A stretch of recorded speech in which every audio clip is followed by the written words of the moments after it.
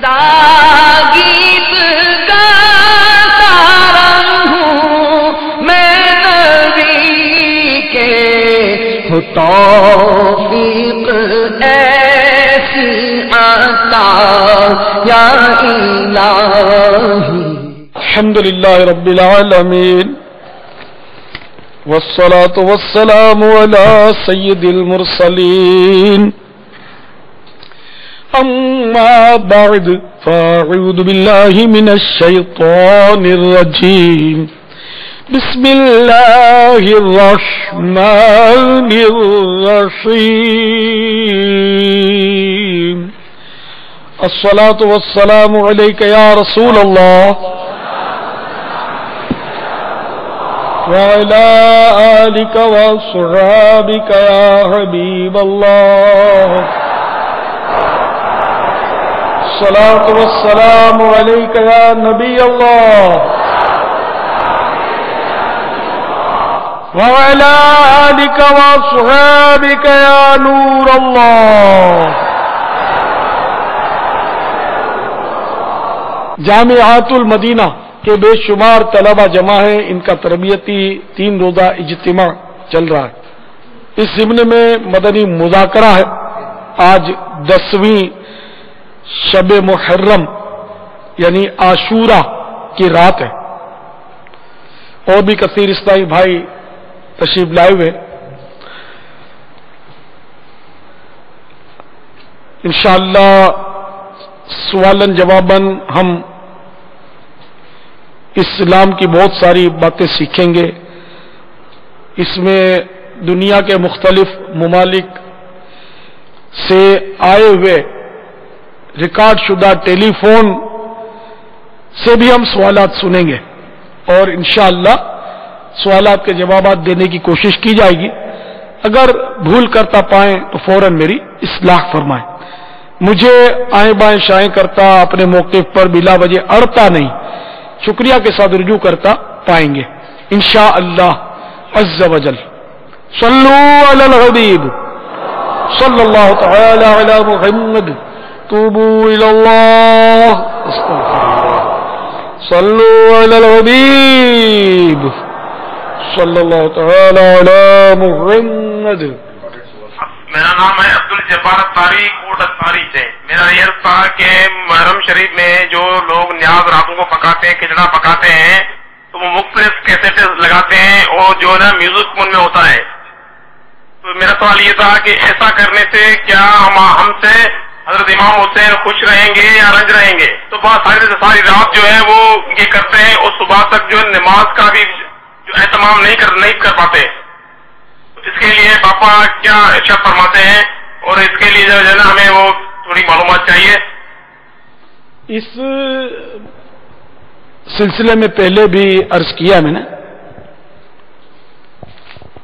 کہ ہم لوگ نمازی بھی ہیں اور نیازی بھی ہیں، لیکن پہلے نمازی ہیں اور بعد میں نیازی۔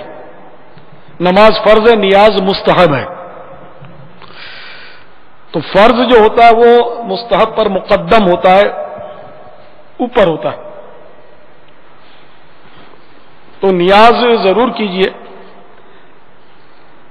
لیکن نمازوں کی رعایت، نمازوں کے اوقات کا لحاظ رکھتے ہوئے اپنے گھر میں بھی جب آپ نیاز کریں تو ایسا کریں کہ نماز ہو چکی ہو۔ مثال کے طور پہ عشاء کے بعد اگر کیا تو ایک اچھا پیریڈ مل جائے گا آپ کو کہ اس کے بیچ میں نماز نہیں آئے گی، یا دوپہر کو کیا تو ظہر کی نماز کے بعد کھانے کا اہتمام کیا تو پھر بھی عصر تک کافی وقفہ ہوتا ہے، اس میں نیاز نپٹ سکتی ہے۔ بیچ میں نماز نہیں آنی چاہیے۔ اگر آ جائے تو پھر میزبان یعنی جس کا گھر ہے اس کو چاہیے کہ مہمانوں کو نیکی کی دعوت دے اور سب کو لے کر مسجد میں باجماعت نماز ادا کرے۔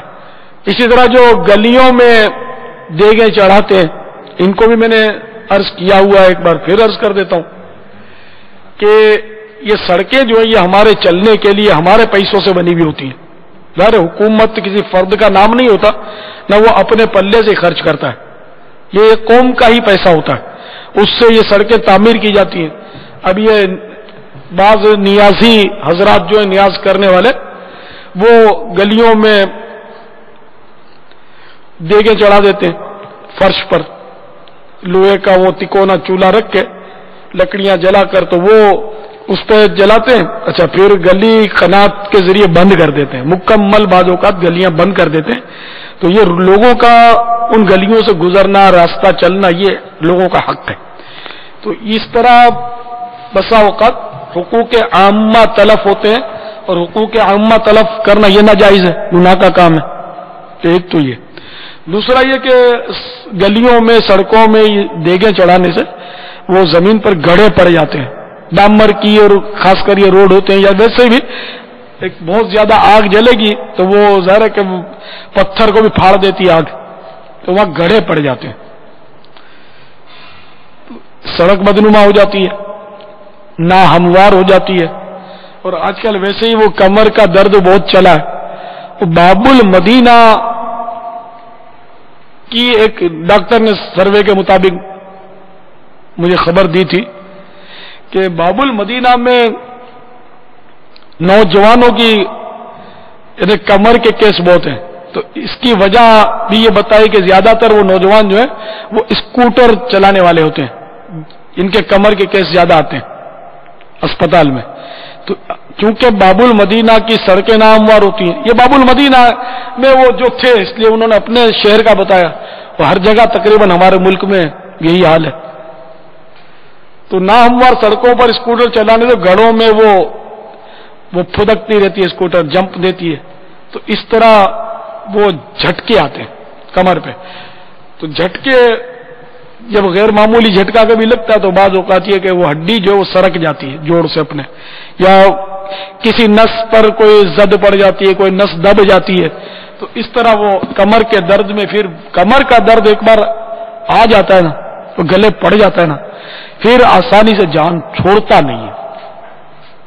تو یہ تو عوام کے لیے کتنی تکلیف دہ بات ہے. دوسرا یہ کہ پھر بارشیں ہوتی ہیں تو اس میں وہ گڑھے میں پانی کھڑا رہتا ہے، گٹر نکلتے ہیں تو پھر وہ گڑھے میں گندا پانی کھڑا رہتا ہے، کیچڑ بنتا ہے، مچھر کا پھر وہ سلسلہ چلتا ہے، اور پھر ہزار مسائل ہیں.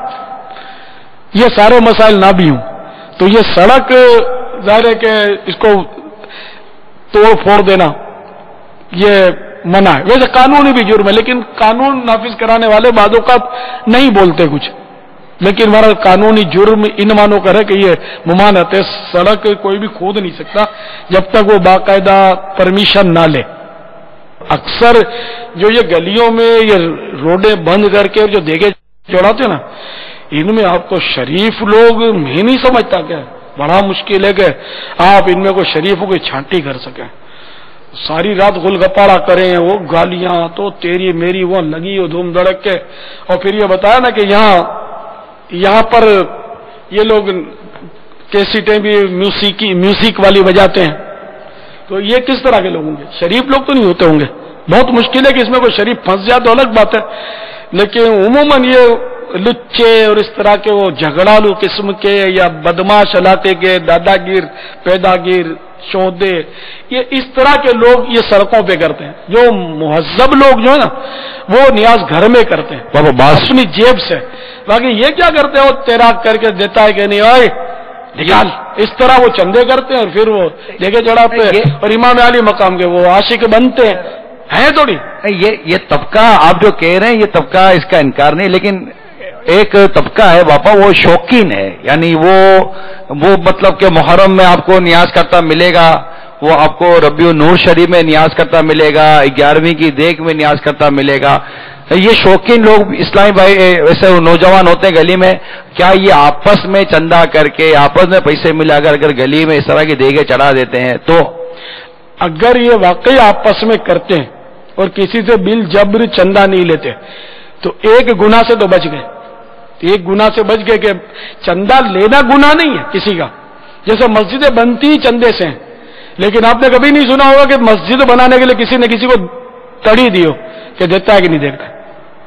ظاہر وہ مسجدیں بنانے والے یہ شرفا ہوتے ہیں، نیک نمازی لوگ ہوتے ہیں، تو یہ پارٹیوں سے رجوع کرتے ہیں اور چندے کرتے ہیں. وہاں مسجد میں چندہ لوگ شوق سے باپا دے دیتے ہیں؟ عموماً یہ نیاز کرنی ہوتی ہے. نہ مسجد کے لیے چندہ شوق سے نہیں دیتے یہ بیچارے. مطلب یہ اب فیضان مدینہ میں ٹھیک ہے بڑی مسجد ہے, دعوت اسلامی کام ہے, لوگ شوق سے دے جاتے ہوں گے, باقی یہاں بھی جوتے گھسوا دیتے ہیں قدرے شوق سے. سدھارا نا اپنے جملے آپ سے بات کریں گے تو سدھاریں گے نا. مطلب یہ کہ وہ بیچارے میں نے دیکھا ہے کہ وہ غریب کالونیوں میں غریبوں کے علاقوں میں یا مسجدیں بنتی ہیں تو باقاعدہ وہ ٹھیا لگتا ہے, وہاں بستہ لگتا ہے, مائک لگتا ہے, اور بیچارے جو مولانا ہوتے ہیں وہ بیچارے وہ بولتے رہتے ہیں روپیہ 8 لاکھ 4 لاکھ ڈال دو ملتا ہے. وہ جب تک بنتی تو کتنا بیچارے زور لگاتے ہیں. ان کو نہیں ملتا نہیں. اگر شوق سے دیتے ہوتے نا تو یہ بستے لگانے کی ضرورت نہ پڑتی. لوگ بولتے کہ یار ہم اپنی اتنی بڑی عمارت اور اپنے بڑے پلازے کھڑے کر رہے ہیں اور اللہ کے گھر والے یار اس طرح بیچارے وہ خیرات مانگ رہے, بھیک مانگ رہے ہم سے, ہمارے سے اپیلیں کر رہے کہ ہم کو دو. یار ہم کیسے غیرت مند لوگ ہیں؟ میں بے غیرت تو نہیں کہوں گا, ظاہر ہم کیسے غیرت مند لوگ ہیں کہ یہ ہم سے بیچارہ منتیں کر رہا ہے کہ ہم کو 2 روپیہ دو, 5 روپیہ دو. تو یہ ہم کو خود جا کر دے دینا چاہیے. تو یہ ایسے دینے والے بہت کم ہیں کہ جو خود جا کر دیں. باقی جب تک بچہ روتا نہیں ہے ماں دودھ پلاتی نہیں ہے. تو اسی طرح دعوت اسلامی کے بھی چندے کرنے پڑتے ہیں, کھالیں گھسیٹنی پڑتی ہیں.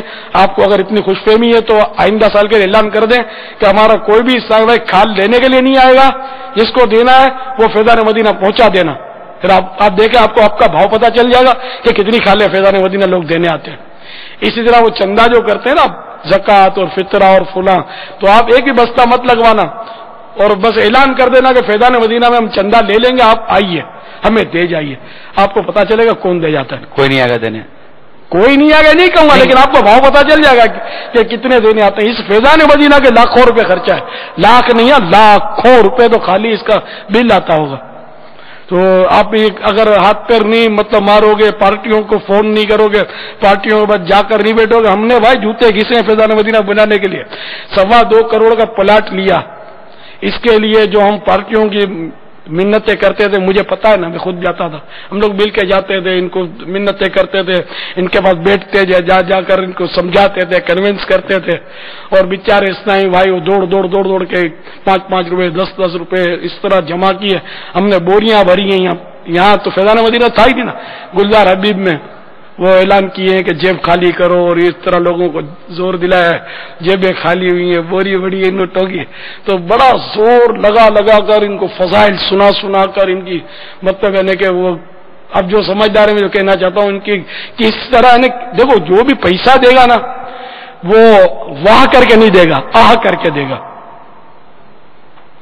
تو اس طرح ان کی یعنی کہ آہیں نکلوائی ہیں, پیسے لیے ہم نے, یار معمولی بات تھوڑی ہے. تو پیسے نکلوانا منزل یہی کٹھن ہے قوموں کی زندگی میں کہ کسی سے وہ رقم نکلوائے. تو قرضہ لے کے بیٹھ ہی جاتے ہیں نا, کہاں دیتے, کتنے لوگ نہیں دیتے. اور جب قرضہ لینا ہوتا ہے تو خود چکر کاٹتے ہیں کہ مجھے قرضہ دے دو, اور اگر کوئی ان کو قرضہ دے دے تو یہ ایڑیاں رگڑوا دیتے ہیں, اس کی باری آتی ہے نا. ہاں یعنی کتنا ستاتے ہیں, قرضہ کتنی مشکل سے دیتے ہیں اور کئی کھا جاتے ہیں یا ٹکڑے توڑ پھوڑ کے دیتے ہیں کہ آدمی کسی کام کا نہیں رہتا, وہ کتنا ستاتے ہیں. تو اس لیے وہ جب قرضہ لے کر وہ دیا ہے وہ نہیں دیتے تو اب یہ چندہ دینے آئیں گے آپ کو. آپ مطلب اتنے اب کہاں شریف رہ گئے لوگ, بہت کم ہیں, ایسا نہیں گئے ہیں, ایسے ہیں بہت سارے, مگر غالب اکثریت جو ہے نا ان کے پاس جانا پڑتا ہے, خود آ کے نہیں دیتے, جانا پڑتا ہے, یاد دہانی کرانی پڑتی ہے. ان کی زکوٰۃ بھی لینی ہے نا, حالانکہ ان کو پتا ہوتا ہے کہ ہمارے مال کا میل ہے یہ زکوٰۃ, جو مال کا گند ہے میل ہے, یہ دینے میں بھی بارگیننگ کرتے, کہاں دیتے ہیں یار پوری, کتنا ستاتے ہیں اس میں بھی. جیسے بہت بڑا احسان کرتے ہیں ہمیں زکوٰۃ دیتے ہیں تو, حالانکہ زکوٰۃ جو لیتا ہے وہ تمہارا محسن ہے کہ تمہارے مال کا گند اٹھا رہا, اس کا شکریہ ادا کرو.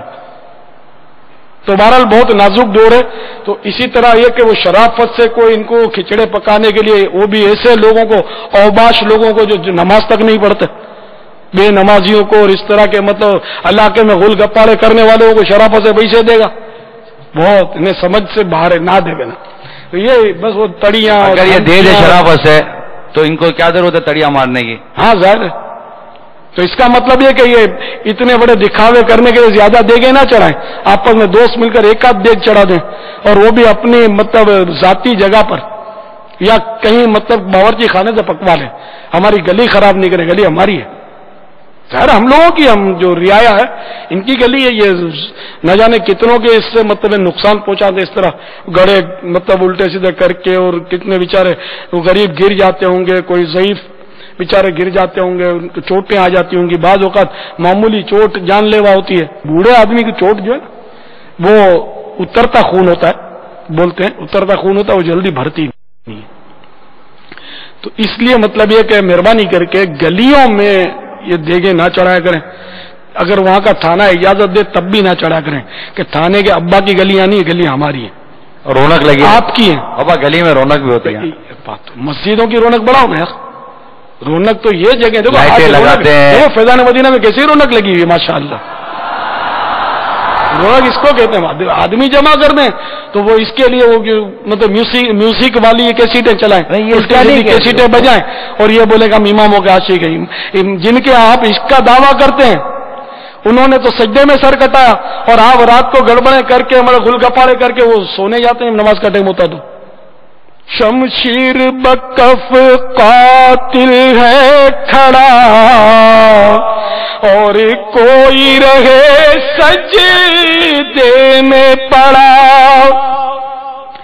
شمشیر بکف قاتل ہے کھڑا اور کوئی رہے سجدے میں پڑا، کہتی تھی زمین کرب و بلا اس شان کا سجدہ کھیل نہیں، کہتی تھی زمین کرب و بلا اس شان کا سجدہ کھیل نہیں۔ تو جس امام علی مقام، امام عرش مقام، امام تشنا کام رضی اللہ تعالیٰ عنہ کی محبت کا دم بھرتے ہیں، انہوں نے تو سجدے میں سر کٹوایا، بچہ بچہ جانتا ہے کہ سجدے میں سر کٹوایا، اور تم کیسے عاشقان حسین ہو، کیسے عاشقان رسول ہو کہ تم لوگ مطلب یہ نہیں کہ وہ نماز کا ٹائم ہوتا تو گھر میں جا کر بستر میں دبک جاتے ہو، تو اس لیے نمازیں پڑھ کے عشق کا ثبوت دو نا،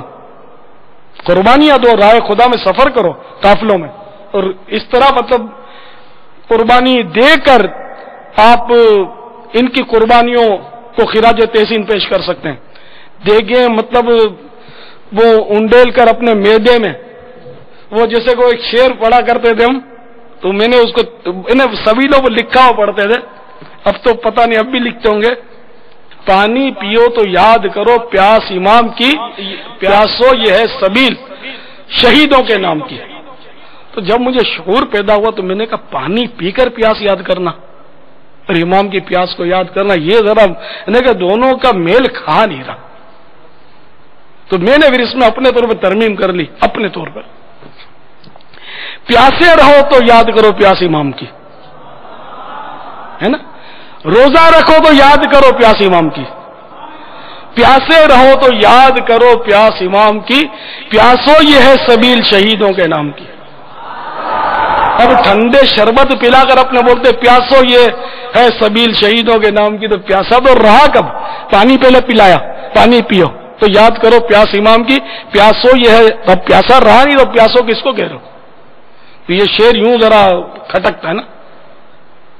بہرحال یہ شاعری ہوتی ہے، اور خیر سبیل بنانا جائز ہے، اس کی تو میں نے کافی تفصیل بتائی تھی، پانی پلانا جائز ہے اصال ثواب کے لیے۔ میں تو ایک چوٹ کر رہا ہوں آپ کو کہ ہمارے امامین ہمامین، ہمارے امام علی مقام پیاسے رہ جائے، تو کیا مطلب یعنی کیا ہی اچھا کہ ان دنوں آدمی روزہ رکھ کر تھوڑی پیاس کی لذت بھی اٹھائے۔ اب تو ویسے ہی موسم جو ہے مدنی ہے، ٹھنڈا موسم ہے، گرمیوں میں روزے رکھ کر ان کی پیاس کو یاد کرے تو کیا بات ہے، جبھی تو پیاسا رہ کر پیاس یاد آئے گی، پی پانی ٹھنڈا ٹھنڈا پانی گٹا کر پیاس کیسے یاد آئے گی؟ تکلیف اٹھائیں گے تو دوسرے کی تکلیف کا احساس ہوگا، خود راحتیں اور سکون پا کر دوسروں کی تکلیف کا، جیسے لیڈر لوگ دم بھرا کرتے ہیں مگر مچھ کے آنسو بہا کرتے ہیں غریبوں کے لیے، مہنگائی کے لیے، اور خود مطلب یعنی کہ جو ان کے عیش و تعیش ہوتے ہیں وہ ہم دیکھ بھی نہیں سکتے، دیکھنا بھی نصیب نہیں ہوتا۔ تو غریبوں کی اگر واقعی یاد چاہیے تو پھر کوئی فاروق اعظم کے قدموں کی دھول پانی میں گھول کر تھوڑی پیے تو پھر پتا چلے غریبوں کی اس طرح مطلب ہے کہ دیکھ بھال ہوتی ہے. جیسا کہ سیدنا فاروق اعظم رضی اللہ تعالیٰ عنہ رات کو بھیس بدلی کر کے آپ رعایا کی خبر لیتے تو کہیں سے گزرے, بچوں کے رونے کی آواز آئی تو وہ دستک دی, اندر داخل ہوئے, دیکھا تو وہ بچے بلک رہے ہیں اور وہ ہنڈیا چڑھی ہوئی ہے چولہے پر. تو آپ نے معلومات کی کہ مسئلہ کیا ہے, پھر کیوں روتے ہیں؟ بولے یہ بھوکے ہوئے اور ہم لوگوں کے پاس کھانے پینے کو ہے نہیں. تو وہ پانی چڑھایا اور اس پہ پتھر ڈالے ہوئے, ان کو بچوں کو بس وہ دلاسا دے رکھا کہ کچھ پک رہا ہے, تو یہ جب سو جائیں گے تو ہمارا مسئلہ حل ہو جائے گا. بچے سیدنا فاروق اعظم رضی اللہ تعالیٰ عنہ کو بڑا صدمہ ہوا اس سے کہ میری رعایا میں یہ بھی ہو رہا ہے. آپ کے ساتھ آپ کے غلام اسلم رضی اللہ تعالیٰ عنہ بھی تھے. خیر آپ تشریف لے گئے اور آٹا, گھی اور غلہ جس کو بولتے ہیں اناج کا آپ نے بہت بڑا تھیلا بنایا اور اپنے کاندھے پر اس کو اٹھایا. غلام اسلم کہنے لگے کہ حضور آپ مجھے دے دیے, میں کس کے لیے ہوں؟ تو فرمایا کہ کیا قیامت کے دن تم میرا یہ بوجھ اٹھا لو گے؟ میں اٹھاؤں گا. تو امیر المومنین خلیفۃ المسلمین آدھی دنیا کا فرما روا اپنے کاندھے پر وہ اناج لے کر چلا اور وہاں پہنچا, دستک دی, اناج پیش کیا, کھانا, اب واقعی کھانا پکنا شروع ہوا, کھانا پکنے لگا اور غالباً آپ کے ساتھ آپ کے شہزادوں کی امی جان بھی تھی ایک روایت کے مطابق, انہوں نے پکانا شروع کیا. تو اس طرح یہ سلسلہ ہوا, کھانا پک گیا, بچوں نے سیر ہو کر کھایا اور اس کے بعد سیدنا فاروق اعظم رضی اللہ تعالیٰ عنہ اس طرح اپنے ہاتھ زمین پر رکھ دیے, پاؤں زمین پر, جیسے چوپایا دو ہاتھ دو پاؤں سے کھڑا رہتا نا, اس طرح آپ کھڑے ہو گئے, بچوں کو بہرانے لگے. تو بچے پھر آپ سے فری ہوئے, بے تکلف ہوئے. اب کوئی گردن سے لپٹ رہا ہے, کوئی ٹانگوں سے لپٹ رہا ہے, کوئی گھوڑا بنا کے سوار ہو گیا, وہ بچے کھیلنے لگے, کھا پی کے سب خوش ہو گئے. اس کے بعد سیدنا فاروق اعظم تشریف لے گئے. تو یہ ہے غریبوں کی مدد اور اس کو بولتے ہیں بادشاہی, کہ آج 1400 سال ہو گئے ان کی حکومت ہمارے دلوں پر قائم ہے. باقی یہ سڑے ہوئے بادشاہ جو ظلم و ستم کی آندھیاں چلاتے ہیں, اپنی مطلب یعنی کہ اسلحے کے زور پر دباتے ہیں لوگوں کو, یہ مر جاتے ہیں تو کتے لوٹتے ہیں ان کی خبروں پر, بھاؤ بھی نہیں پوچھتا کوئی, کون یاد کرتا ہے؟ ہزاروں بادشاہ دنیا سے چلے گئے, کس نے کس کا پوچھا یار؟ کس کا دین آپ نے بنایا؟ کس کے لیے قرآن خوانیاں کی, کس کے لیے سبیلیں لگائی, کس کے لیے آپ نے ایصال ثواب کیا؟ حساب نہیں ہے. اب میری کو اگر مجھے مار بھی دے تو ظلم کا ایک مطلب باپ کا اضافہ ہی ہوگا, فرق تو کچھ نہیں پڑے گا. مرنا تو سبھی کو ہے, قاتل بھی مرے گا, مقتول مر گیا تو قاتل بھی مرے گا, بچنا کسی نے نہیں ہے. تو بہرحال میرے میٹھے میٹھے اور پیارے پیارے اسلام بھائیوں, بے شک نیاز کریں لیکن حقوق عامہ کا خیال کریں. اور یہ کیسٹیں بجانے کے بجائے, میں نے اس دن بھی عرض کیا تھا, پھر یاد دہانی کرا دوں کہ ماشاءاللہ مکتبۃ المدینہ پر ایک سے ایک نعتوں کی کیسٹیں, منقبتوں کی کیسٹیں, اہل بیت اطہار کی منقبتوں کی کیسٹیں, وی سی ڈیز سب ملتا ہے آپ کو.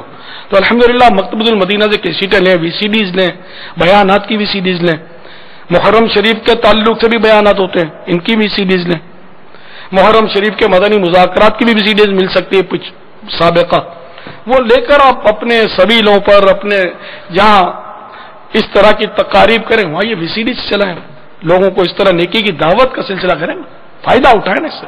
خالی وہ مزہ لینا اور مطلب وہ نیاز کرنا, کھانا کھلانا, چھٹی. تو بہرحال یہ کہ نیاز کھانا بھی جائز ہے, کھلانا بھی جائز ہے, جبکہ جائز طریقے سے ہو, ناجائز طریقے سے نہ ہو. اللہ تعالی ہم مسلمانوں کو عقل سلیم عطا فرمائے. صرف بابا سڑک کے ہی حقوق عامہ تلف نہیں ہوتے, اس میں جب رات بھر یہ جو موسیقی بجاتے ہیں تو محلے میں جو رہنے والے لوگ ہیں وہ رات کیسے سوتے ہوں گے؟ اور وہ تو موسیقی ہو یا خالی ویسے نعت شریف ہو یا بیان ہو, کچھ بھی ہو, وہ لوگوں کے سونے میں خلل پڑتا ہو تو وہ تو آواز سے چلا ہی نہیں سکتا. چاہے نعت خوانی ہو, کچھ بھی, یا تلاوت بھی نہیں کر سکتے, نہ تلاوت بھی نہیں, سب منع ہے. تو یہ نیچے خود بھی اللہ گلہ اور یہ پھر تلاوت کچھ بھی نہیں کرے, دور چلتے ہیں. میرا خیال ہے وہ تاش اور لوڈو اور شطرنج نے پتہ نہیں کیا کیا چلتا ہوگا, اور پھر وہ دوست ایک دوسرے کو بلاتے ہوں گے, گالیاں جھگڑے اس طرح کی مطلب کوالٹی کے جو لوگ ہوتے ہیں اس میں اور کیا ہوتا ہے. جس کو گپ شپ بولتے ہیں اپنے, تو گپ شپ لگا رہتا ہوگا ان کا. تو شریف لوگ اس میں ہوں گے لیکن میرے خیال میں کم ہوں گے, بہت مشکل ہے جو اس طرح کرتے ہیں. باقی شرفا نیاز بہت کرتے ہیں. یعنی شرافت کا پھر ایک کوئی ایسا وہ ہونا کہ جو لوگوں کو جو راتوں کو تکلیف دے رہا ہے اللہ گلا کر کے, گانے باجے بجا کر یا کسی بھی انداز کو قیامت تلف کر رہا ہے, وہ خود اپنے بارے فیصلہ کرے کہ میں کتنا شریف. جی اب میرے پر اگر اس کو غصہ آیا, 2 گالیاں اس نے دے دی, تو اب خود ہی اپنی شرافت ثابت کر دی اس نے کہ میں کتنا شریف ہوں. سر ہم جب یہ بولتے تو بولے ملا یوں بولتے ہیں اور ملا یوں بولتے, تو یہ بھی ان کی شرافت کا تعارف ہی تو ہو رہا ہے. ہم تو آپ کو آپ کی آخرت کی بہتری کے لیے بولتے ہیں.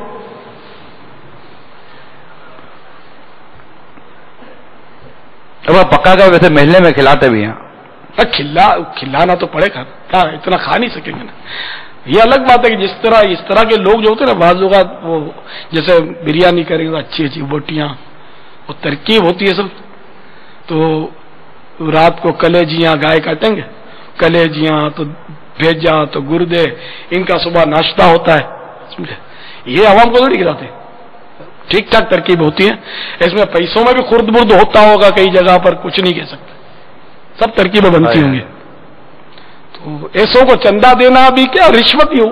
اب جیسے اب کوئی ان کے شر سے بچنے کے لیے چندہ دے گا, نیاز حسین کہہ کر یہ لیں گے, مگر یہ نیاز حسین نہیں ہے. اس کو ان کے شر سے بچنے کے لیے جس نے دیا کہ یہ پھر گالیاں دیں گے, بدنام کریں گے, اور دھمکیاں دیتے ہیں, تو یہ رشوت کی تعریف میں آ جائے گا. رشوت ہے یہ. تو جس نے دیا اس کے لیے جائز ہے کہ یہ اس کے شر سے بچنے کے لیے دے رہا ہے. یہ اس کے لیے لینا حرام, قطعی حرام ہے. آج تک جتنے چندے کیے اس طرح دھمکیاں دے کر, تڑیاں دے کر اور گالیاں دے کر اور ڈرا دھمکا کر اور لوگوں نے شر سے بچنے کے لیے دیے, یہ سارا دنیا میں چکانا پڑے گا. خالی آپ توبہ کر لو تو معاف تھوڑی ہو جائے گا. توبہ تو کرنی ہے لیکن یہ سارا اس کو دینا پڑے گا جس سے لیا, اور جن سے لیا ان کو دینا پڑے گا. جن کی اس میں فوتگی ہو گئی ان کے وارثوں کو دینا پڑے گا. تو جتنا یاد ہے جن کا لیا ان کو دے دیں, باقی یاد نہیں ہے کس سے لیا, تو وہ پھر کسی شرعی فقیر کو خیرات کرنا ہوگا. خالی توبہ کافی نہیں, تب یہ توبہ کمپلیٹ ہوگی آپ کی. تو بڑا نازک معاملہ ہے. تو اب بھی باز آ جائیں تو جیب سے کریں, یا ٹھیک ہے آپ پیٹی لگا دیں, وہ 11ویں وہ نیاز حسین کی پیٹی لگا دیں, جس کو ڈالنا ڈال دیں. تو پتہ چلا پیٹی جتنے کی لی تھی اتنے بھی پیسے نہیں نکلیں گے اس میں, شاید بہت مشکل ہے. تو جب پتہ ہے کہ دھمکیوں سے تڑیوں سے چندہ ملتا تو پھر ایسی نیاز کیا بولتی ہے. امام علی مقام ہماری نیاز کے بھوکے تو نہیں ہے, تو ویسے ہی مطلب ان کو تو اللہ رزق دے رہا ہے, شہداء کو تو اللہ تعالیٰ رزق دے رہا ہے. تو ہمارا کھچڑا تھوڑی پہنچے گا ان کو, تو ثواب پہنچے گا. اچھا یہ آپ نے مطلب ماشاءاللہ اچھا یہ ثواب پہنچنے کی ساری صورتیں ہیں. ہاں جی, اس میں ثواب ہے. نہ بریانی پہنچتی ہے, نہ کھچڑا پہنچتا ہے, نہ میٹھا چاول پہنچتا ہے. برابر. ثواب تو یہ ثواب ملے گا تو پہنچے گا.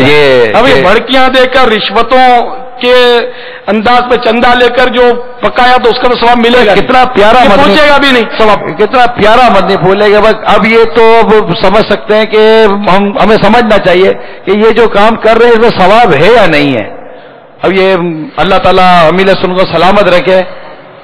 الحمدللہ یہ ایک سمجھا رہے ہیں یہ ہم کو, اور یہ ہماری خوش قسمتی ہے کہ ہمیں سمجھانے والا ہے نا. ہماری خوش قسمتی ہمیں سمجھانے والا ہے, اور ہماری خوش قسمتی میں اور اضافہ ہو جائے کہ ہم سمجھنے والے بن جائیں. آمین. اور لوگوں کو ستانا بند کر دیں, تنگ کرنا بند کر دیں, یہ موسیقی اور یہ بجانا بند کر دیں. بلکہ امیر سنت نے جو توجہ دلائی کہ اگر نعتیں بھی بجاتے ہیں یا اس طرح تلاوت بھی ہوتی ہے تو یہ بھی اتنی آواز سے نہ بجائیں کہ وہ سونے والوں کو, دیگر لوگوں کو تکلیف پہنچے. سونا بیچاروں کا حق ہے. بچے پھر دودھ پیتے بچے, آپ بڑوں کو منع بھی لوگے, ان بچوں سے کیسے معافی مانگو گے؟ ان کو تو شعور نہیں، وہ تو روئے گا، اس کو نہ نعت کی سمجھ ہے نہ گانے کی سمجھ ہے، اس کو بیچاروں کیا سمجھ؟ بچے کی حق تلفی کا تصور بہت، یعنی کہ سارا خاندان پورا محلہ اجازت دے دے گا آپ کو، چلو بھائی بجاؤ، نعتیں خوب چلاؤ، نعت خوانی کرو، ایکو ساؤنڈ پر ساری رات ہم بیٹھ کے سنیں گے۔ وہ بچہ جو ایک گھر میں ایک بچہ ہے وہ روتا ہے، اس کی یعنی کہ نیند اڑ جاتی ہے اس یعنی کہ آواز سے، تو اب اس بچے سے معافی کون مانگے گا؟ وہ جیسے کہ وہ ایک عیسائی بھائی نے مجھے قصہ بتایا تھا کہ اس وقت اب ذہن بنا ان کا یہ باتیں اب ماشاءاللہ یہ سنا کر، بولے ہم لوگ وہ جاتے تھے میگا فون لے کر سدائے مدینہ لگاتے تھے، فجر کے لیے جگاتے تھے، بہت اچھا کام کرتے تھے۔ تو ایک بار وہ گلی کے نکڑ پر ایک گلی میں ایک آدمی نے ہم کو بڑی منت سے کہا کہ میرا بچہ بیمار ہے، بڑی مشکل سے سویا ہے، آپ اپنے میگا فون پر یہ نہ آواز لگائیں۔ تو ہم سمجھے کہ یہ وہ ہے یہ ہے، تو یہ مطلب ہم کو سدا مدینہ سے روکتا ہے، ہم کیسے باز آتے ہیں؟ تو ہم نے تو لگائی سدا مدینہ کہ ہم تو فجر کی نماز کے لیے لوگوں کو جگاتے ہیں، یہ لے ہم کو روکتا ہے وہ کا بچہ کہیں کا۔ تو جناب وہ ہم تو یوں کر کے چلے گئے، دوسرا دن آیا تو دوسرا دن وہ گلی کے کنارے پر کھڑا ہوا تھا، گلی میں نہیں تھا، گلی کے کنارے کھڑا ہوا تھا، اور پھر اس نے ہم کو ہاتھ جوڑے ہماری منتیں کی کہ میرا بچہ بہت بیمار ہے، آپ رحم کرو۔ نماز اچھا کام ہے، نماز پڑھنی چاہیے، اس بچے کا کیا قصور؟ اس میں تو نماز ظاہر فرض نہیں ہے کہ اس کو جگانا۔ تو اس طرح مطلب یہ کہ جب اس طرح کے واقعات سامنے آئے تو پھر میرا بھی ذہن بنا کہ میگا فون پر پابندی ڈال دی میں نے، میگا فون پر اپنے کو سدا مدینہ کوئی دے ہی نہیں۔ ایک تو بچوں کا مسئلہ، دوسرا اسلامی بہنوں کا مسئلہ بھی ہے۔ اسلامی بہنوں پر مسجد کی جماعت واجب نہیں ہے، تو وہ تو صبح شادی ہوئی اول وقت میں اگر کوئی پڑھ کر سو گئی تو ٹھیک ہے، اس کا سونا جائز ہے، اور فجر کی جماعت تو ہمارے لیٹ ہوتی ہے۔ اب ہم نے وہ میگا فون پر وہ دھڑا دھڑی شروع کر دی۔ وہ اسلامی بہن جو بیچاری بیمار تھی، کسی کو دل کا عارضہ ہوتا ہے، کسی کو بے خوابی کی شکایت ہوتی ہے، نیند نہیں آتی، بڑی مشکل سے اس نے نیند کی گولی کھائی، اور مطلب وہ ابھی آنکھ لگی تھی نہیں لگی تھی، ہم نے گھر گھر کر کے وہ نماز کے لیے جگانا شروع کر دیا، تو اس بیچاری کی نیند اڑ گئی۔ اس پر جو گزرے گی اس کا دل دکھے گا، اس کا مداوا کون؟ یہی نعت خوان بھی سوچے کہ ساری رات یا آدھی رات تک ساری رات نعت خوانیاں ہوتی ہیں، باقاعدہ فجر کی اذانیں ہوتی ہیں، نعت خوانیاں جاری ہوتی ہیں۔ اس محلے میں کیا کوئی بھی بیمار نہیں ہوگا؟ اس محلے میں کیا ایک بھی ایسا نہیں ہوگا جس کو صبح اپنے نوکری پہ جانا ہوتا ہوگا؟ کیا اس محلے میں کوئی دودھ پیتا بچہ نہیں ہوگا؟ کوئی مریض نہیں ہوگا اس میں، کوئی دکھیار ایسا نہیں ہوگا، کوئی بوڑھا ایسا نہیں ہوگا جس کو نیند ہی نہیں آتی، وہ کرواٹیں لیتا ہے، بڑی مشکل سے آنکھ لگے تو داڑ کر کے وہ ایکو ساؤنڈ جو ہے وہ اس کو جگا دے۔ تو اس لیے سب کو خدا کا خوف کرنا چاہیے، یہ ثواب کے کام نہیں ہے۔ یہ اس طرح مطلب کان پھاڑ آواز سے ایکو ساؤنڈ سے گلیوں میں نعتیں بجانا، نعت خوانیاں اس طرح کی کرنا، یہ ثواب کا کام نہیں ہے۔ میں سنی ہوں الحمدللہ، نعت خوانی میری روحانی غذا ہے، نعتیں سن کر، نعتیں پڑھ کر، نعتیں لکھ کر میں بوڑھا ہوا ہوں الحمدللہ۔ آپ سب جانتے ہیں، یہ خالی نعتیں پڑھتے ہیں، میں نے سینکڑوں نعتیں لکھی بھی ہیں الحمدللہ، یہ سعادت بھی حاصل ہے۔ لیکن حق بات کا اعلان سرے دار کریں گے، یہ جرم اگر جرم ہے 100 بار کریں گے، کہ ہم نعت خوانی وہ چاہتے ہیں جس سے لوگوں کے ایمان تازے ہوں، لوگ ہم سے بدظن نہ ہوں، بدگمان نہ ہوں، لوگ سنیوں کو برا بلا نہ کہے کہ یہ ہے اہل سنت، کہ لوگوں کو سونے نہیں دیتے، کوئی تہجد پڑھ رہا ہے، کوئی تلاوت کر رہا ہے گھر میں، کوئی بہن بیچاری مطلب یعنی کہ قرآن پاک پڑھ رہی ہے، یاسین شریف پڑھ رہی ہے، اور یہ عاشقان رسول کے لگے ہوئے۔ تو جب نعت خوانی کرنی ہے تو بغیر مائک کی جائے، اپنے گھر میں کی جائے، اگر زیادہ تعداد ہے واقعی تو مسجد میں کر لی جائے، مگر مسجد میں مائک کی آواز اندر کی طرف رکھی جائے، باہر نہیں، الا کوئی ایسی ضرورت ہو، ایسا بڑا اجتماع ہو کوئی تو میدان میں کر لیا جائے۔ یہ گلیوں میں آئے دن نعت خوانی اور اس طرح لوگوں کی نہیں، جہاں آبادی نہیں ہے وہاں واقعی ایسے مطلب یعنی کہ پتا چلتا ہے سیاق و سباق دیکھ کر کے واقعی یہاں کسی کو تکلیف نہیں ہوئی تو ٹھیک ہے، ایکو ساؤنڈ بھی صحیح ہے۔ تو ان گلیوں میں ہمارے یہاں آبادیاں ویسے ہی یعنی کہ وہ گنجان آبادیاں، کنجسٹڈ. تو یہ مسائل جو نہیں شاید ہمارے ملک میں، باقی دوسرے ملک میں آپ سوچ بھی نہیں سکتے. باہر کیا مسجد میں نعت خوانیاں نہیں کرنے دیتے، نماز پڑھی اسپیکر بند، خلاص، کچھ نہیں کرنے دیتے. ان سے بھی شکایت ہے کہ یہ کچھ تو کرنے دیا کریں. اب یہ بھی سمجھیں گے کچھ کرنے دیا کریں گے تو یہ پھر کسی کو سونے نہیں دیں گے، کریں کیا؟ تو بہرحال یہ کہ میرا درد سب سمجھتے ہیں کہ میں کیا کہنا چاہتا ہوں. نعوذ باللہ من ذالک میں نعت خوانی بند کروانا نہیں چاہتا. ہاں نعت خوانی روزہ نہ کرے، 25 گھنٹے کریں. ہم نے کیسیٹیں آپ کو گائے کو دی ہیں، گھر میں سنا کریں ٹیپ ریکارڈر پر، خوب روئیں، پچاڑے کھا کھا کے روئیں. آپ پر کس نے پابندی ڈالی ہے عشق رسول میں؟ یہ ایکو ساؤنڈ پر لوگوں کی نیندیں برباد کر کے آپ کیوں نعت خوانی کرتے ہیں؟ اور اس میں کون سا ثواب لینا چاہتے ہیں آپ؟ ثواب کیسے ملے گا اگر یہ صورت ہے تو؟ ہاں یہ صورت نہیں ہے تو ثواب ہی ثواب ہے انشاءاللہ. واللہ تعالی اعلم ورسولہ اعلم عز وجل وصلی اللہ تعالی علیہ وآلہ وسلم. صلوا علی الحبیب صلی اللہ تعالی علی محمد. اب یہ ارشاد فرمائیے کہ کیا آج کے نازک دور میں بھی سید کی تعظیم کرنا مناسب ہے؟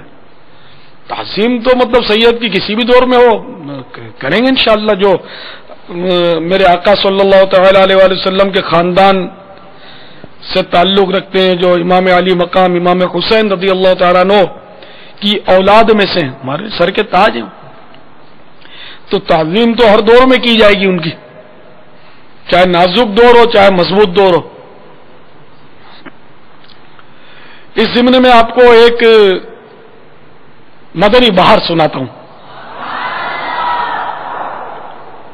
ایک اسلامی بھائی کا بیان ہے کہ آج 9 محرم الحرام 1431 سینہ ہجری یعنی 27 دسمبر 2009 بروز اتوار دوپہر کم و بیش 3 بجے، آج یعنی کہ ابھی جو دن گزرا نا آج کا، تو دوپہر 3 بجے فون پر کسی اسلامی بھائی نے حلفیہ یعنی قسم کھا کر کچھ اس طرح بتایا کہ میرے بھائی جان تبلیغ قرآن و سنت کی عالمگیر غیر سیاسی تحریک دعوت اسلامی کے مدنی ماحول سے 16 سال ہوئے وابستہ ہیں. شروع ہی سے بھائی جان نے گھر میں فیضان سنت کا درس جاری کیا ہوا ہے، جس کی برکت سے مجھ سمیت تمام گھر والے دعوت اسلامی کے مدنی ماحول سے وابستہ ہو گئے اور یہ سارے اتاری بھی بن گئے. تو جب میں مدنی ماحول سے وابستہ ہوا اس وقت میری عمر 17 سال تھی، یعنی بہت پرانی بات کر رہے ہیں، 17 سال کا تھا میں. اسی وقت سے نماز کی پابندی بھی شروع کر دی اور الحمدللہ عز وجل داڑھی جو ہی نکلی میں نے رکھ لی. آج سے کم و بیش 4 سال قبل تبلیغ قرآن و سنت کی عالمگیر غیر سیاسی تحریک دعوت اسلامی کے اشاعتی ادارے مکتبۃ المدینہ سے جاری کردہ سنت و بھرے بیان کی کیسٹ سنی، جس میں سادات کرام کے فضائل بیان کیے گئے تھے اور ان کا ادب کرنے والوں پر رب اللہ تبارک و تعالی کے کرم کے واقعات بھی سنائے تھے. اس دن سے میرے دل میں اہل بیت اطہار اور سادات کرام کی محبت مزید بڑھ گئی. ایک روز میں نے اپنے یہاں کے ذمہ دار جو کہ سید ہیں، یعنی دعوت اسلامی کے ذمہ دار جو کہ سید ہیں، میں نے وہی وہ بیان سنا تھا تو وہ فضائل گھوم رہے تھے تو میرے کو بس جذبہ ایک دم بڑھا اور میں نے بے ساختہ ان کے چپل چوم لیے. رات جب سویا تو میری قسمت انگڑائی لے کر جاگ اٹھی. کیا دیکھتا ہوں کہ ایک پردے میں ایک پردہ نشین خاتون سر سے پاؤں تک پوری پردے میں چھپی ہوئی، برقعے میں چھپی ہوئی، ایک با پردہ چھپی ہوئی خاتون، چہرہ بھی نظر نہیں آ رہا، کچھ بھی نظر نہیں آ رہا، بس برقع. تو وہ خاتون جو ہے وہ فرمانے لگی کہ آؤ میں تمہاری ملاقات اپنے بابا جان سے کراتی ہوں. تو ایک دم میرے دل میں خیال آیا کہ یہ ہو نہ ہو خاتون جنت فاطمہ الزہرا رضی اللہ تعالی عنہا ہیں. تو میں تو نگاہیں نیچی کیے ان کے پیچھے پیچھے چلنے لگا اور دیکھتے دیکھتے مسجد نبوی شریف آ گئی. اللہ صاحب الصلاۃ والسلام جب سنہری جالیوں کے سامنے حاضر ہوا تو مزید پردے اٹھ گئے اور کیا دیکھتا ہوں کہ میرے میٹھے میٹھے آقا مدینے والے مصطفیٰ صلی اللہ تعالی علیہ وآلہ وسلم اپنا جلوہ دکھا رہے ہیں. میں بے اختیار آگے بڑھا اور اپنے مکی مدنی آقا صلی اللہ تعالی علیہ وآلہ وسلم کے سیدھے مبارک کندھے پر سر رکھ کر رونے لگا. نہ جانے کتنی دیر تک روتا رہا. پھر میری آنکھ کھل گئی. صلو علی الحبیب صلی اللہ تعالی علی محمد.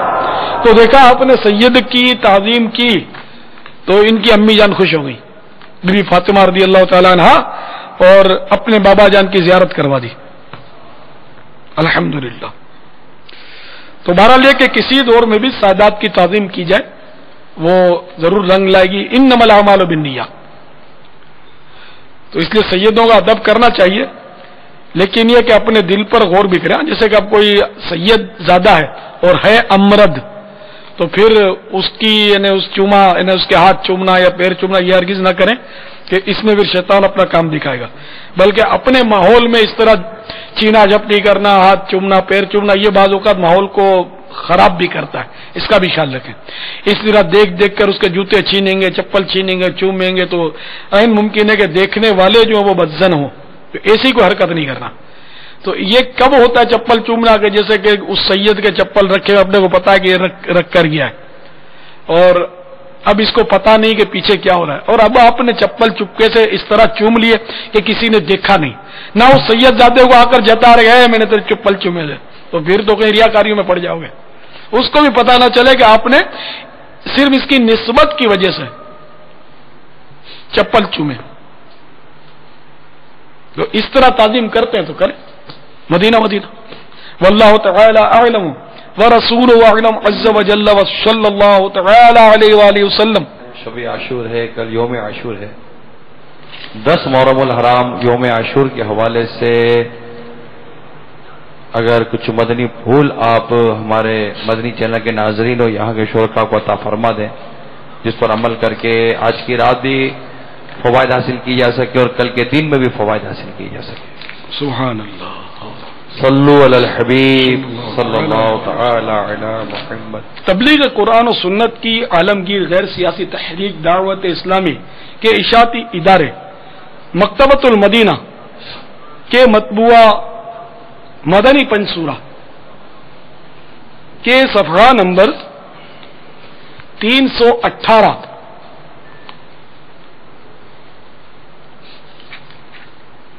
سے کچھ پڑھ کر آپ کو سنا دیتا ہوں.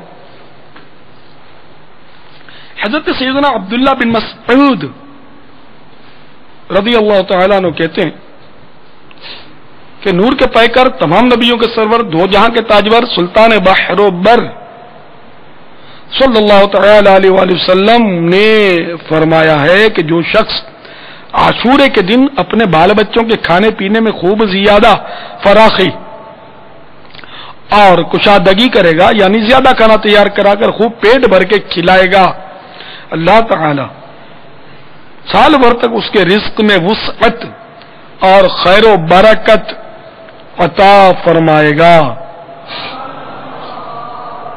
مفسر شہیر حکیم الامت حضرت مفتی احمد یار خان علیہ رحمت الحنان فرماتے ہیں محرم کی 9ویں اور 10ویں کو روزہ رکھے تو ثواب پائے گا. یہ آپ نے اسلامی زندگی میں فرمایا ہے.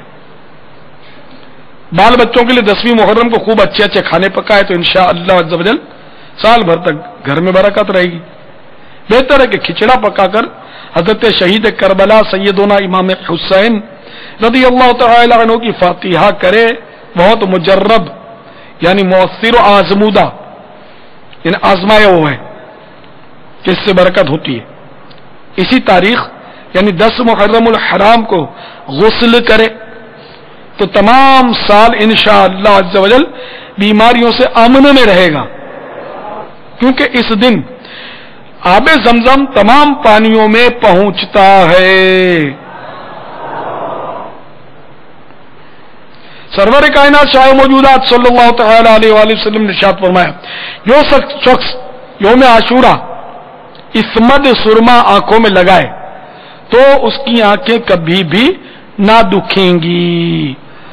صلو علی الحبیب صلی اللہ تعالی علی محمد. وہ ابھی آپ نے ارشاد فرمایا کہ زمزم جو ہے یہ تمام پانیوں میں پہنچتا ہے، تو کیا اس دن جو بھی پانی پیئے کھڑے ہو کر پیئیں؟ اول تو یہ کہ یہ بے عین ہی زمزم نہیں ہے. یہ پانی جو ہے یہ ایک مرل روایت ہے کہ زمزم پانیوں میں پہنچتا ہے، کتنی مقدار میں پہنچتا ہے یہ بھی تذکرہ نہیں ہے. تو کسی پانی میں زمزم ملا لیا جائے تو اس پانی کو بھی کھڑے ہو کر پینے کے مطلب احکام بنانے تقسیم کرنے ہوں گے نا، کہ جیسے کہ پانی زمزم شریف کا کم ہے اور سادہ پانی زیادہ ہے، تو اب یہ کہ یہ پانی غالب آ گیا، اور اگر زمزم کی مقدار زیادہ ہے اور یہ پانی کم ہے سادہ، تو اب یہ للاکثر حکم الکل کہ اکثر کل کا حکم رکھتا ہے، تو اب یہ زمزم کی طرف آ گیا. جیسے یہاں ہمارے حج پہ جو جاتے ہیں تو حاجی لاتے ہیں زمزم، تو عام طور پہ پانی میں ملا کر تبرک بانٹتے ہیں. تو بہرحال یہ کہ یہ کتنی مقدار میں پہنچتا ہے اور حدیث شریف کس درجے کی ہے یہ زمزم کی، تو یہ نلوں میں جو پانی آتا ہے اس میں سمجھو کہ زمزم کا فیض پہنچتا ہے، نہ کہ وہ آب زمزم کا وہاں سے پائپ لگ کر اس سب جگہ پانی میں جاری ہو جاتا ہے. تو اس لیے اس پانی کو حسب معمول بیٹھ کر ہی پیئیں گے. آب زمزم کے احکام اس پر جاری نہیں ہوں گے. حالانکہ آب زمزم سے تو استنجا پاک کرنے کی یعنی استنجا کرنے کی اجازت ہی نہیں ہے، تو کیا اس دن استنجا نہیں کریں گے؟ سارے پانیوں میں زمزم پہنچ رہا ہے، ظاہر سب کچھ کریں گے. بہرحال یہ کہ حصول برکت کے لیے اس دن مطلب یہ کہ غسل کریں گے تو انشاءاللہ سارا سال بیماریوں سے حفاظت رہے گی انشاءاللہ. واللہ تعالی اعلم ورسولہ اعلم عز وجل وصلی اللہ تعالی علیہ وآلہ وسلم. صلو علی الحبیب صلی اللہ علی محمد وعلی آلہ وصحبہ وبارک وسلم. سوال سنائیں. میرا نام بلاول احمد ہے جی، گاؤں غریب ضلع جہلم تحصیل پنڈ داخل خان. سوال ساڈا جی یہ کہ جہاں قربانی کا گوشت ہے وہ جی محرم تک رکھ سکتے ہیں یا محرم تو بعد بھی استعمال کر سکتے ہیں کہ نہیں؟ یہ سوال کیا جہلم تو بلال نے، تو وہ جہلم سے سوال کیا ہے پنجاب. یہ قربانی یا گوشت کیا محرم تک کھا سکتے ہیں؟ تو عرض یہ کہ قربانی یا گوشت جو ہے نا وہ اس کی کوئی قید نہیں ہے کہ کب تک کھائیں اور کب تک نہ کھائیں. چاہے تو اسی روز سارا بانٹ دیں، چاہے تو سارا سال اس کو کھاتے رہیں، ہر طرح سے انہیں جائز ہے، اس کی کوئی قید نہیں. واللہ تعالی اعلم ورسولہ اعلم عز وجل وصلی اللہ تعالی علیہ وآلہ وسلم.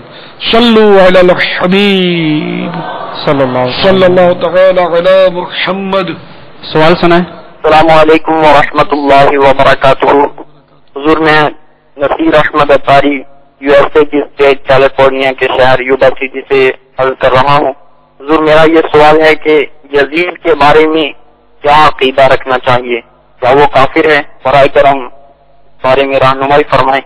اور الحمدللہ عز وجل امریکہ میں دعوت اسلامی کے مدنی کاموں کے الحمدللہ عز وجل مہاری ہیں. مدنی چینل بھی انٹرنیٹ کے ذریعے اپنی بہاریں لٹا رہا ہے. الحمدللہ. آپ کی خدمت میں مؤدبانہ عرض ہے کہ برائے کرم دعا فرما دیجیے کہ جلد از جلد یہاں بھی سیٹلائٹ کے ذریعے مدنی چینل کی ترکیب ہو جائے. اور الحمدللہ امریکہ کی 10 مختلف اسٹیٹس میں الحمدللہ مدنی کام ہو رہا ہے.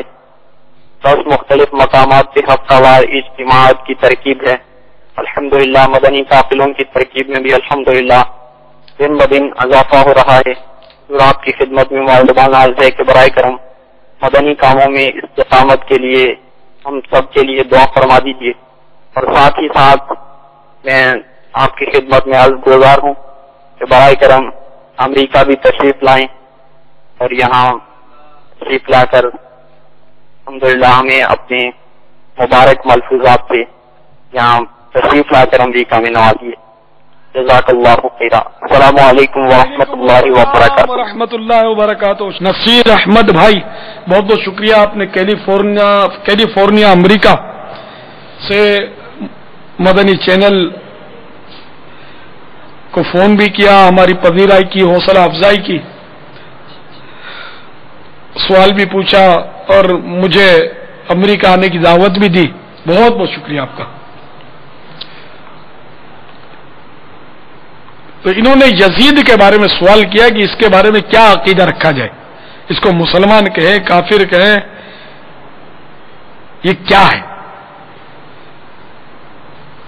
تو بہرحال یہ کہ یزید کے تعلق سے اس بات میں تو کسی اختلاف نہیں کہ وہ فاسق, فاجر اور کبائر یعنی کبیرہ گناہوں کا مرتکب تھا. رہی تکفیر کہنے اس کا کافر ہونا یعنی کفر, اس کو کافر کہنا اور اس پر لعنت کرنا, اس میں اختلاف ہے. ہمارے امام اعظم فقیہ افخم امام ابو حنیفہ رضی اللہ تعالیٰ عنہ کا اس کے کفر کے بارے میں مسلک جو ہے وہ سکوت ہے, خاموشی. یعنی اس کو فاسق و فاجر کے سوا نہ کافر کہیں نہ مسلمان.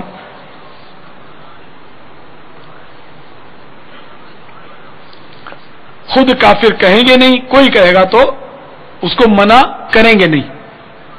البتہ حضرت سیدنا امام احمد بن حنبل رضی اللہ تعالیٰ عنہ اور ان کے متبعین و موافقین اسے کافر کہتے ہیں اور اس پر لعنت کرتے ہیں.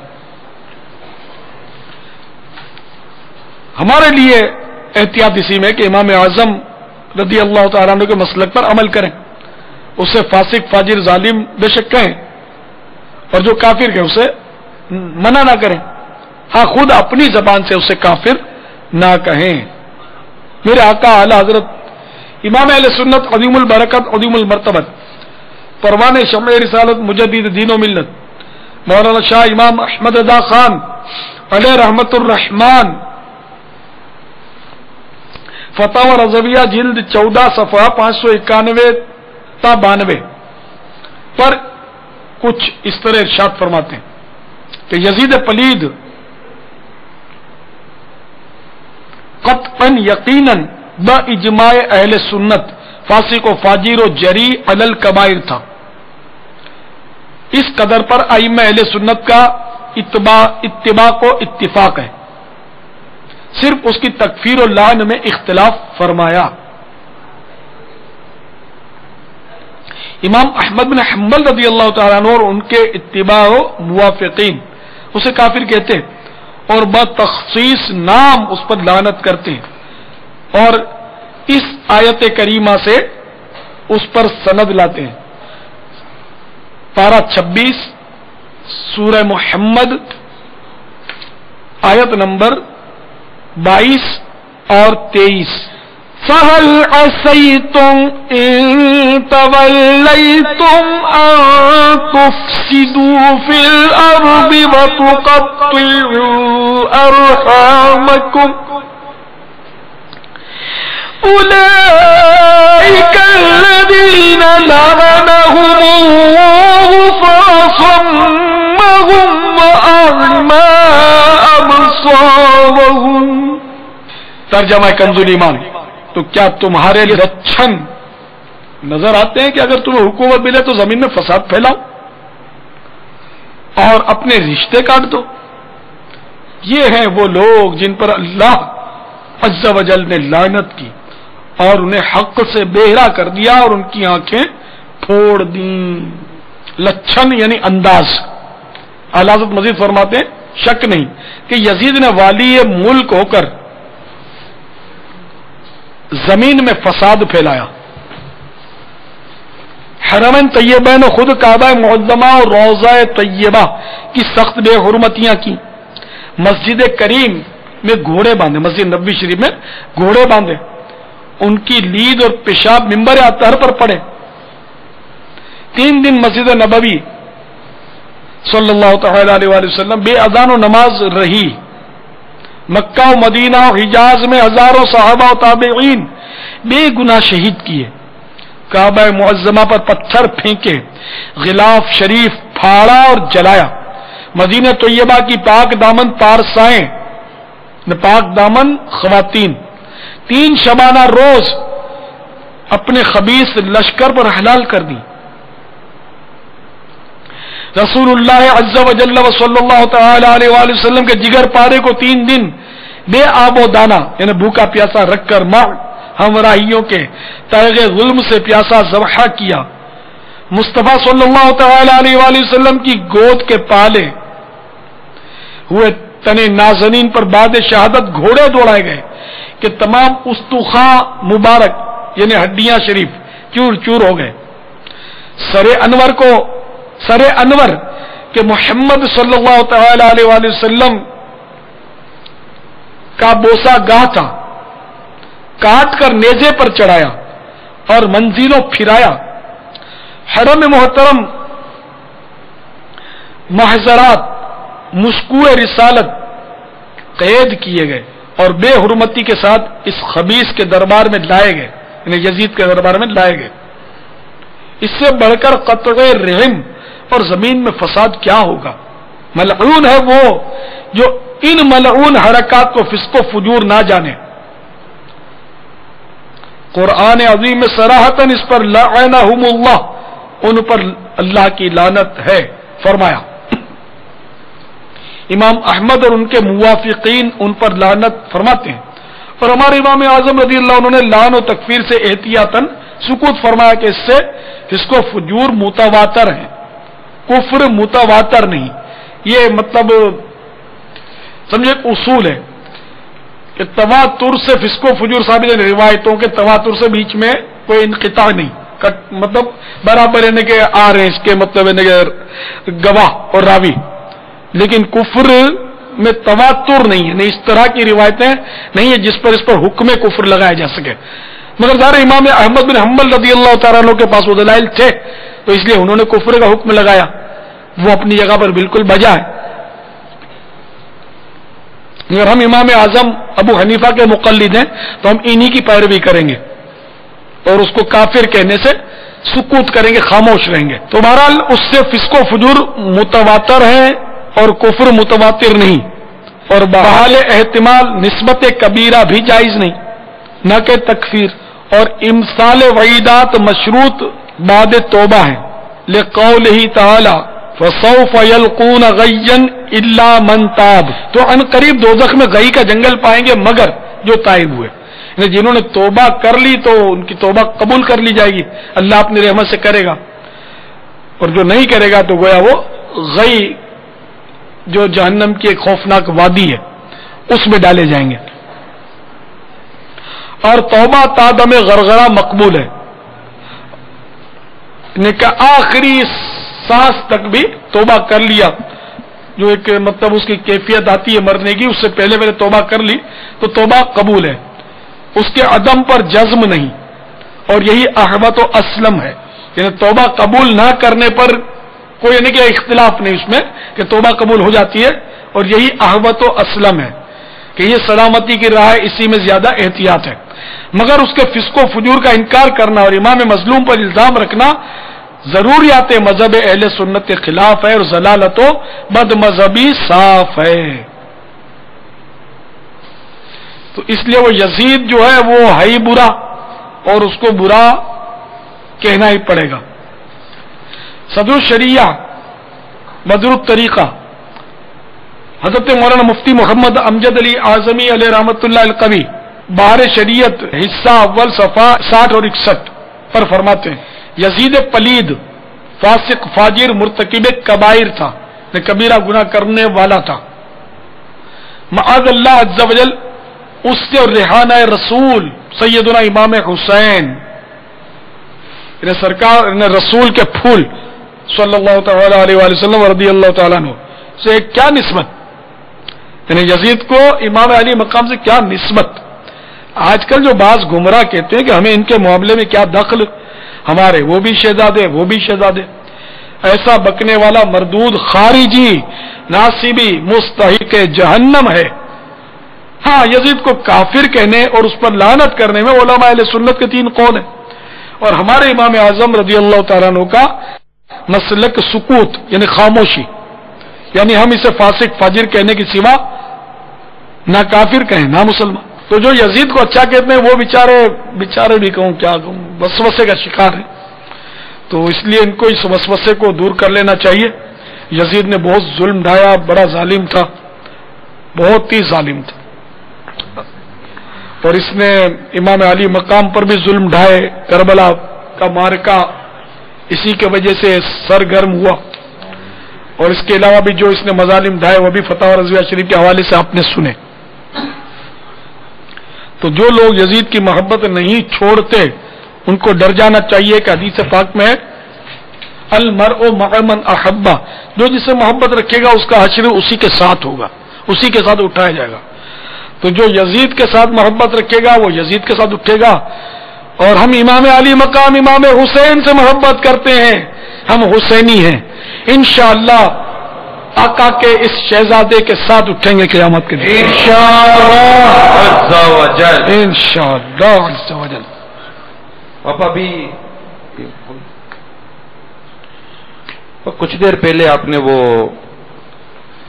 عاشورے کے حوالے سے دسترخوان کے وسیع کرنے اور فراخی کرنے اور اپنی اولاد کو کھلانے پلانے کے حوالے سے ترغیب ارشاد فرمائی تھی. سوال یہ آیا ہے SMS کے ذریعے کہ یہ ارشاد فرمائیے کہ اب چونکہ محرم میں 10 محرم کو ایک تعداد ہے جو روزہ رکھتی ہے، اب دسترخوان کی کشادگی یہ جب ہوگی افطار میں اور وہ ہو جائے گی 11 محرم، تو اس سلسلے میں کیا اس کی صورت بنائی جائے؟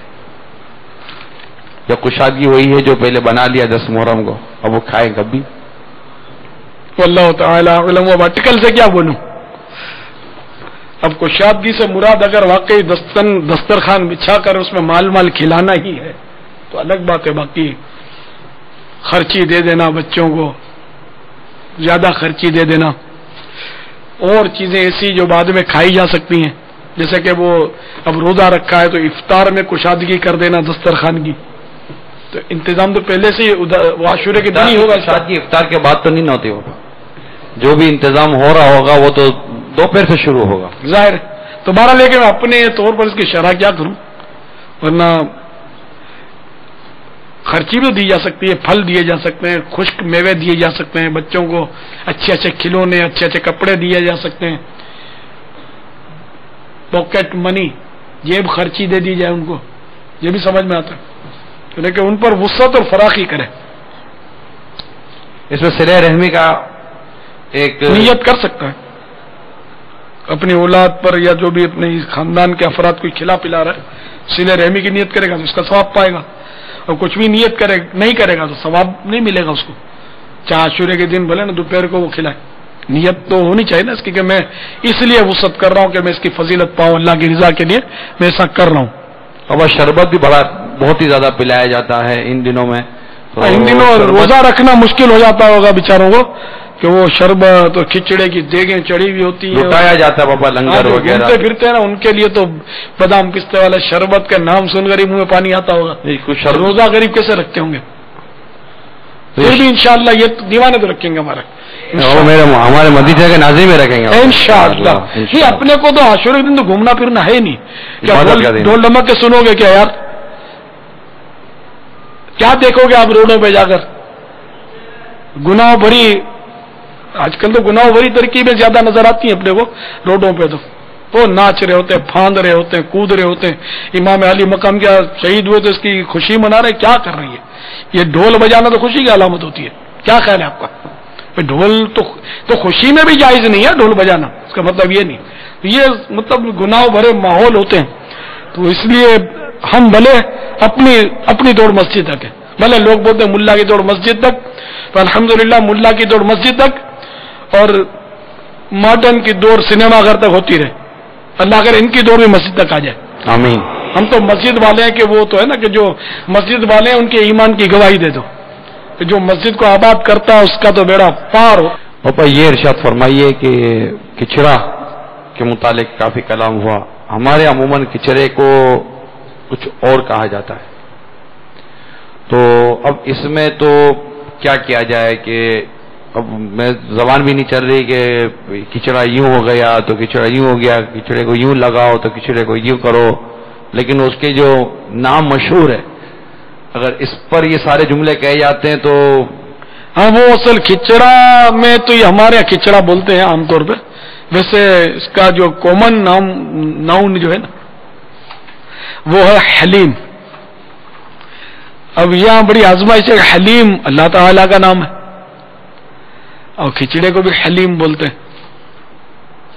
ہاں تو پھر واقعی مزہ نہیں آتا کہ اب یہ بولے کہ بھائی کھچڑے میں مرچ زیادہ پڑ گئے، کھچڑے میں نمک ڈالنا بھول گئے. ارے بھائی کھچڑا بہت دیر کا پکا ہوا ہے اور بھائی ناراض ہو گیا ہے. تو ناراض ہو گیا بھی ہماری زبان ہے، ورنہ خراب ہو گیا، بدبودار ہو گیا، فلا ہو گیا، پھینک دو اس کو. کھچڑے کو کچرا کنڈی پہ ڈالو، سڑ گیا ہے. اس طرح میں نے کہا اب یہیں کھچڑے کے بجائے حلیم بولیں تو اب سمجھدار ہے کہ وہ مزہ نہیں آتا. تو خیر اگر کسی نے بولا حلیم کہہ کر اس لفظ کو، تو چونکہ یہاں اس کی مراد اللہ کو تو وہ برا بول ہی نہیں رہا، ورنہ تو کافر ہو جائے گا. اللہ کو جو برا بولے گا تو وہ بول تو اسی غذا کو رہا ہے، اس غذا کا مشہور نام وہی حلیم ہے. تو یوں حکم شرعی تو کچھ بھی نہیں لگے گا اس پر، لیکن بر وہ ہم عشق کے بندے ہیں کیوں بات بڑھائی ہے. تو اس لیے ہم لوگ جو ہے کھچڑا بولتے ہیں. واللہ تعالی اعلم ورسول اعلم عز وجل وصلی اللہ تعالی علیہ وآلہ وسلم. ایک سوال آیا، پنچتن پاک سے کون مراد ہے؟ پنج تن یعنی 5 بدن، 5 افراد پاک. تو پنجتن پاک سے یوں مشہور معنی تو یہی ہے کہ سرکار صلی اللہ تعالی علیہ وآلہ وسلم، مولا مشکل کشا، فاطمۃ الزہرا اور حسنین کریمین رضی اللہ تعالی عنہم اجمعین، امام حسن اور امام حسین رضی اللہ تعالی عنہما. تو یہ پنجتن پاک کہلاتے ہیں، یہ مشہور معنی یہی ہے. تو اب ظاہر ہے کہ یہ کوئی شرعی اصطلاح تو ہے نہیں، پنجتن تو لفظ بھی عربی نہیں ہے، فارسی ہے. تو ایک تو پنجتن پاک واقعی یہ ہے اور یقیناً پاک ہے، ان کا رواں رواں پاک ہے. اور یہ بھی پنجتن پاک یوں بھی مراد لے سکتے ہیں ہم کہ سرکار صلی اللہ تعالی علیہ وآلہ وسلم اور 4 یار، یہ 5 ہو گئے، یہ پنجتن پاک ہو گئے الحمدللہ. اور بہت سارے گھروں میں بھی پنجتن ہوتے ہیں. یوں دیکھا جائے تو میں بھی پنجتن ہوں. میرے ان مانو کر کے میرے 3 بچے ہیں، تو 3 بچے اور میرے بچوں کی امی 4، میں 5 ہو گئے پنجتن.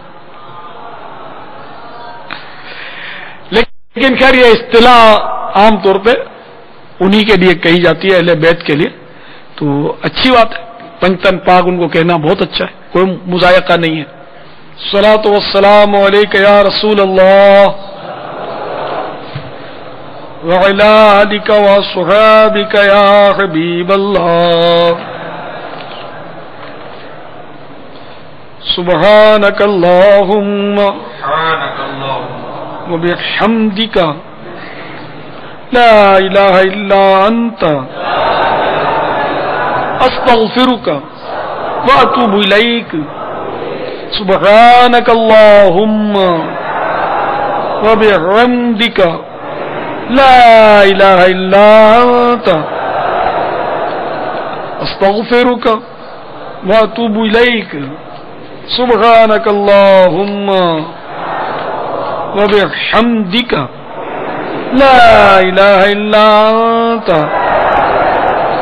أستغفرك وأتوب إليك سبحانك اللهم وبحمدك لا إله إلا أنت أستغفرك وأتوب إليك الصلاة والسلام عليك يا نبي الله وعلى آلك وصحابك يا نور الله. ابھی جو دعا ہم نے پڑھی تو مجلس کے خاتمے پر یعنی اس مجلس سے اٹھتے وقت جو یہ دعا پڑھ لے 3 مرتبہ تو اس کی خطائیں مٹا دی جاتی ہیں، اور جو مجلس خیر و مجلس ذکر میں پڑھے تو اس کے لیے خیر یعنی بھلائی پر مہر لگا دی جائے گی. صلاۃ والسلام علیک یا نبی اللہ وعلی آلک وصحابک یا نور اللہ. صدا گیت گاتا رہوں میں نبی کے ہو توفیق ایسی عطا یا الہی